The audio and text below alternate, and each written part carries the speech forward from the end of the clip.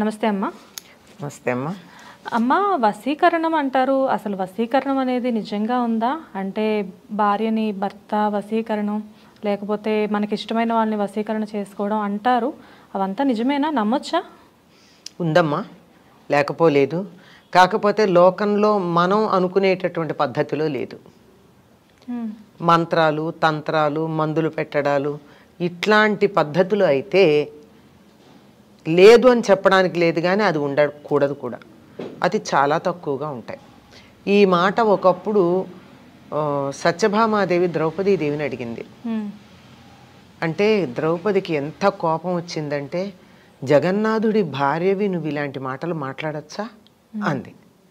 అని మళ్ళీ తన్ని తాను తమాయించుకుని చెప్తుంది, మందులు పెడితే మన్ను తిన్న పామైపోతాడు, ఇంకెందుకు వసంలో ఉండి కూడా మంచంలోంచి లేవకుండా కూర్చో అంటే కూర్చుని, నుంచో అంటే నుంచుని, ఏది అంగడికి వెళ్ళి తోటకూర తెమ్మంటే తోటకూర అంటే ఏమిటో తెలియదు, నా భార్యను అడుగొస్తాను అనేటువంటి సత్సుమోహన్లాగా తయారైతే ఎందుకు పనికొస్తాడు? ఇంకా మనిషి ఉన్నా ఒకటే, లేకపోయినా ఒకటే, అలా అయిపోతారు. మంత్రాలు పెట్టినట్టయితే వాళ్ళు కూడా ప్రతికూలమైనటువంటి ఫలితాలు ఉంటాయి. అవి కాదు, భర్తని వశపరుచుకోవడానికి ఒక మార్గం ఉంది అని చెప్తుంది. అంతే, ఈవిడ అడిగింది అదే. నీ 5గురు భర్తల ముఖాన ఎప్పుడు చిరునవ్వు మాయకుండా ఉంటుంది, ఏం చేసావు నువ్వు? మందు పెట్టావా, మంత్రం ఉపయోగించావా అని. అంటే దానికి ద్రౌపది చెప్తుంది, భర్తని వశపరుచుకోవడానికి ఉన్న మార్గం ఏమిటంటే, ఈ రోజుల్లో మాటల్లో చెప్పాలంటే ద్రౌపది చెప్పినవని అలా ఉంచండి. ద్రౌపది ఏం చెప్పిందంటే, వాళ్ళ ఇంటికి వచ్చేప్పటికి నేను చిరునవ్వు నవ్వుతూ పలకరిస్తాను, వారికి కావాల్సిన సేవలన్నీ చేస్తాను, తల్లిలాగా భోజనం పెడతాను, ఇంటి వ్యవహారాలేవి వాళ్ళకి ఇబ్బంది కలిగించకుండా అన్నీ నేనే చూసుకుంటాను, ఎందుకంటే రాజపరిపాలన చేయాలి వాళ్ళు. ఆ పరిపాలనకే వాళ్ళకి అప్పచెప్పి ఇల్లు మేనేజ్మెంట్ అంతా నేనే చూసుకుంటానంది. అంటే ఒకప్పుడు ఆడవాళ్ళు ఏం చేసేవాళ్ళో మనం అర్థం చేసుకోండి.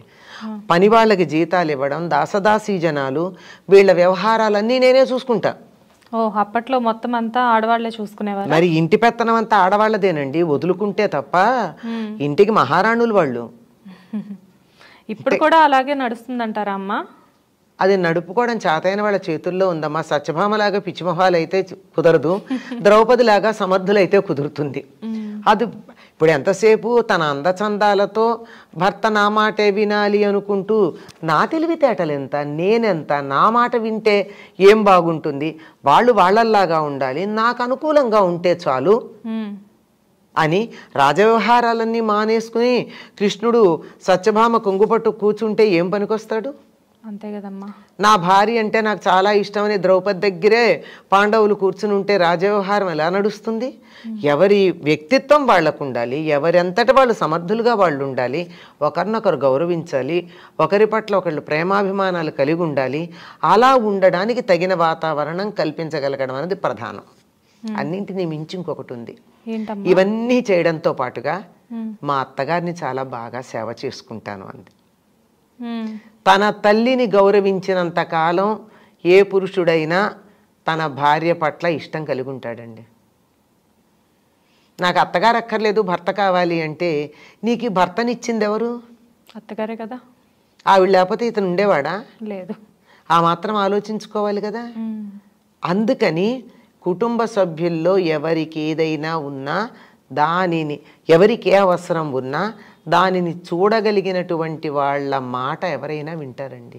ఇంట్లో ఎవరి మాట వింటారు? ఎవరైనా ఎవరు మనకి అనుకూలంగా ఉంటారో వాళ్ళ మాట వింటారు, ఎవరు మనకి సహాయం చేస్తారో వాళ్ళ మాట వింటారు. వీళ్ళ మాట వినడం వల్ల నాకు ఉపయోగం ఉంటుంది అనుకున్న వాళ్ళ మాట వింటారు. ఆ రకంగా ఉండాలి. కానీ నేనేమీ చెయ్యను, అందరూ నాకే చెయ్యాలి అనుకుంటే కుదరదు. భర్త తనకు వశుడై ఉండాలి అంటే మొట్టమొదట చేయాల్సింది అత్తగారిని ఆకట్టుకోవాలి. మొదటిది. పాపం పిచ్చి పిల్ల అని అనుకుంటుందన్నమాట ఆవిడ. నా కోడలికి ఏం తెలియదు అని, నా కొడుకుని తన కొంగును కట్టుకోలేదు, నాకే వదిలేసింది అన్న భావన అత్తగారికి కలగాలి. అది మొదటిది. అలా చెయ్యక్కర్లా, ఆవిడకి ఆ భావన కలిగేటి చేసినా చాలు. అంతే కదా? అంతే మేడం, అంతే. అలా చెయ్యొచ్చు. అయిన తర్వాత అతడికి కావలసినటువంటి అవసరాలు కొన్ని తీర్చాలి. ఎందుకు అంటే ఏమిటి ఆడవాళ్ళు దాసి ఇలా చేయడానికి ఉమ్, అని అడుగుతారు. కాదు, మగవాడు చాలా బలహీనుడు. ఉమ్, ఆకారం పెద్దది ఉంటుంది కానీ చాలా బలహీనుడు మానసికంగా. ఎప్పుడూ ఎవరో ఒకళ్ళ మీద ఆధారపడి ఉంటాడు. చిన్నప్పుడు తల్లి మీద, పెద్ద అయ్యాక భార్య మీద. ఉమ్, మీరు గమనించినట్టయితే మామగారు కోడల్ని ఎక్కువ ప్రేమగా చూసుకుంటారు, కోడల మీద ఆధారపడతాడు. అవును. అత్తగారి కన్నా మామగారు. ఎందుకంటే ఒక స్త్రీలో ఉన్న మాతృత్వం కోసం వాళ్ళు ఎదురు చూస్తూ ఆధారపడతారు స్త్రీల మీద. వేరే రకంగా కాదు, అన్నం పెట్టేది వాళ్లే కదా. అవును. ఆ విధంగా కనుక అవసరం జాగ్రత్తగా గమనించుకుని వాళ్ళకు అనుకూలంగా కనుక ఉన్నట్టయితే బాగుంటుంది. అంటే వాళ్ళు సమర్థులైతే. సమర్థులు కానప్పుడు, అందరూ సమర్థులుగా ఉంటారని చెప్పలేం, పాండవులంత సమర్థులుగా అందరూ ఉండకపోవచ్చు. ఉమ్, అట్లాంటప్పుడు తానే నాయకత్వం వహించి వాళ్ళు తను అనుసరించి ఉండేటట్టుగా ప్రేమగా చూసుకోవాలి. అక్కడ అహంకారం ఉండకూడదు. ప్రేమకి వశపడని వాళ్ళు ఎవ్వరూ లేరండి. వశీకరణ అంటే ఏది కాదు, ప్రేమే. ప్రేమకి వశపడని వాళ్ళు ఎవ్వరూ లేరు. భగవంతుడి దగ్గర నుంచి పసిపిల్లల దాకా, జంతువుల దగ్గర నుంచి పక్షుల దాకా, అందరూ పాముల దాకా కూడా ప్రేమకి వశపడతాయి. ప్రేమగా చూసినట్టయితే కాటేయడానికి వచ్చిన పాము కూడా వెనక్కి వెడుతుంది అని చెప్తారు. పూర్వం ఋషులు అడవుల్లో ఉన్నప్పుడు క్రూర జంతువుల్ని ఎలా అదుపులో పెట్టారంటే వాటిని ఏం కొట్టలేదు, తిట్టలేదు, వాటిని అలా ప్రేమగా చూసేవారు అంతే. అది ఆ ప్రేమకు వశపడి వెనక్కి వెళ్ళిపోయేది. మనం ఆ స్థాయికి వెళ్ళలేకపోయినా ఋషులంతటి వాళ్ళం కాము కదా. వెంటనే అనుమానం వస్తుంది, అయ్య బాబాయ్ మేము అట్లా కాదు కదా, అవన్నీ చెప్పకండి మాకని. మనకు ఉరికే ఉదాహరణకి చెప్పా కానీ మనం అలా చేయలేం. కానీ కనీసం సాటి మనిషిని మనం ప్రేమతో వశపరుచుకోవచ్చు కదా. అవును. అన్నింటికన్నా మనం చాలాసార్లు చూస్తూ ఉంటాం, ఏదో ఇబ్బంది పడ్డటువంటి కుర్రాళ్ళని లేదా అమ్మాయిల్ని ఒకళ్ళనొకళ్ళు ఏదో ఇబ్బందిలో ఉంటే వెళ్ళి సానుభూతి చూపంగానే వాళ్ళు వశమైపోయి వాళ్ళ వెంట పడి వెళ్ళడం ఏ చరిత్ర చూసినా మనకి అవును అదే కనపడుతోంది. దాన్ని మించింది ఇంకోటి లేదు కదా. నేను పెత్తనం చేస్తానంటే ఎవరు ఒప్పుకోరండి. రవీంద్రనాథ్ ఠాగూర్ చెప్తాడు, అధికారం వచ్చి చెప్పిందట నువ్వు నా దానివి అందిట. సరే కూర్చో అని సింహాసనం మీద కూర్చోబెట్టిందిట ప్రపంచం. ప్రేమ వచ్చి చెప్పిందిట నేను నీ దాన్ని అందిట.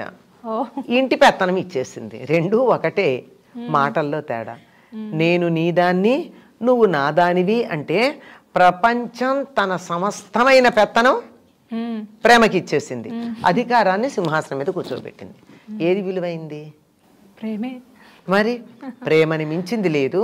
ప్రేమగా చూడడం అనేది ఒక్కటి నేర్చుకున్నట్టయితే అది భర్తనే కాదండి, అత్తగారిని, పిల్లల్ని, ఇంట్లో వాళ్ళని సమస్తం ఇదే మాట మనకి పెళ్లి మంత్రాల్లో చెప్తారు. ఏమని? నీ భర్తని 11వ కొడుకులాగా చూసుకో అని. అంటే ధర్మశాస్త్రం ప్రకారం 10 మంది కన్నా పిల్లల్ని కనకూడదు. పూర్వకాలం మాట, ఇప్పటిది కాదండి, పూర్వకాలం మాట. 10 మంది అంతే, అంతకన్నా లిమిట్ దాటకూడదు. ఇప్పుడైతే ఒకళ్ళతోనే ఆపేస్తున్నారు. చెప్పారు. కరెక్ట్. అది కాలానుగుణంగా మారేదనుకోండి, అదే పట్టుకోవాలంటే కుదరదు. అట్లాంటిది అక్కడ అంత కొడుకులాగా చూసుకోగలిగినటువంటి విశాల హృదయం ఉన్నప్పుడు పిల్లవాడు చిన్నవాడు తప్పు చేస్తే పోన్లే నాన్న ఇంకోసారి చేయక అనగలిగేటటువంటి హృదయం ఉంటుంది. అలాగే భర్త తప్పు చేస్తే ఒకసారి తప్పు చేశామని చెప్పచ్చు. ఇంత ప్రేమ ఉంది గనకే, ఇంత తన కనుసన్నల్లో ఉంటారు గనకే ద్రౌపది చీల్చి చెండాడింది ధర్మరాజుని. మామూలు మాటలు కాదు, ఈ రోజుల్లో అయితే మనం వినలేం. అంత భయంకరంగా ధర్మరాజు గురించి మాట్లాడింది. ఇక్కడ ప్రేమనిస్తే అక్కడ నుంచి వాళ్ళు సపోర్ట్ ఇస్తున్నారు. అంతే మరి, అంతే. అసలు ద్రౌపది మాట్లాడిన మాటలకైతే ఈ రోజుల్లో ఎవ్వరూ కూడా ఏ మగవాడు భరించి ఊరుకోడు భార్యని. అట్లా మాట్లాడినా ఊరుకున్నాడు అంటే ఈవిడ ప్రేమతో కట్టేసింది. సత్యభామకి చెప్పడం తను వాళ్ళకి సేవకురాలుగా చేశానని చెప్పింది. అలా వశపడతారు తప్ప మందులేమిటమ్మా? ఆఖరికి నిద్ర మాత్ర వేస్తేనే, నిద్ర వస్తుందని వేస్తేనే మర్నాడు నీరసంగా ఉంటారే. కంటిన్యూస్గా నిద్ర మాత్రలు లాంటివి వేస్తే ఏమవుతారు? మన్ను తిన్న పాముల్లా అవుతారే, మందబుద్ధులు అవుతారే, పడిపోతారు. మానసికంగా బలహీన పడతారు. మానసికంగా బలహీన పడినటువంటి ఒక చవట ఉంటే ఎంత, లేకపోతే ఎంత?